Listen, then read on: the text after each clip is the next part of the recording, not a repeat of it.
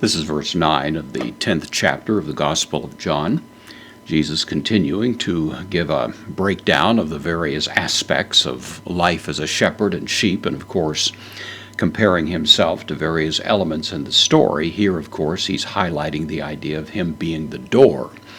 And insofar as he's the door, of course, it stands for the ready access that one would have through him into that relationship with God, which is translated in the agrarian culture of the day as being a pasture, a place of refreshment, a place of encouragement, a place of protection.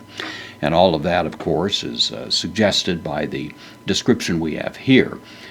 Jesus says, ego eimi. We've seen this, of course, multiple times, especially in John, which is frequently tied to the ego eimi formula of the Old Testament, Septuagint version, in which it stands for the idea of God, Yahweh, I am, and I think that's a legitimate parallel. So, ego eimi, I am, he thura.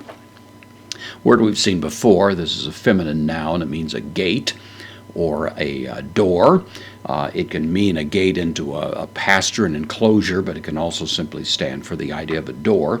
And Jesus, of course, here tying himself to the door, meaning, of course, that as the door, he is one that could be used both by the sheep and by the shepherd. He has been contrasting a good shepherd, a true shepherd, from these false shepherds represented by the religious leaders. And at this point, of course, to suggest that he's the door is also to suggest that he's the one that is the true guard of those who find their refuge within this pasture, within this corral, as it were, that he's describing here. So I am the door. And the de, contraction of dia, which means through, with the genitive that we have here. So through emu, this is the first person genitive singular, through me. And then ian, the word for if, takes the subjunctive, which is what we have here. So if, this is the indefinite pronoun, someone or anyone. It's enclitic, so we don't have a change of the accent there.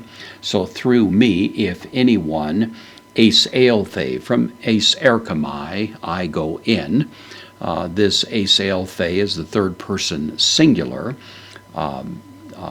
aorist active subjunctive. And so the idea is if anyone through me enters, if anyone enters through the correct door, then, of course, the great promise here is sothesetai. It's from sozo. It means I save. This is the deponent future. It's the third person singular, future active indicative. He will be saved. So if anyone enters through the door, if you enter through Christ, then the promise is you will be saved. And then, of course, there is a further benefit that flows from that, kai, the connective, esalusatai. This is actually the same word as here we have eseilthe, but this is the future. So it's eis erkamai, enter in. So the idea is he will enter in, kai, the connective, exalusatai, and go out. Idiomatically, it stands for the idea of having free access. Free access to go in, free access to go out. It really means to just be secure at home.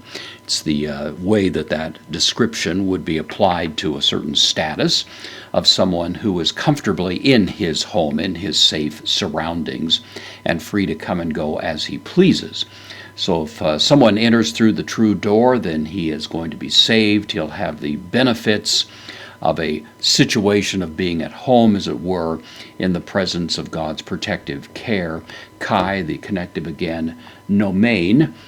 This is the word for pasture. It is used generally for a pleasant place, a place of feeding, if you happen to be a sheep. And then heurese, from heurisco, I find.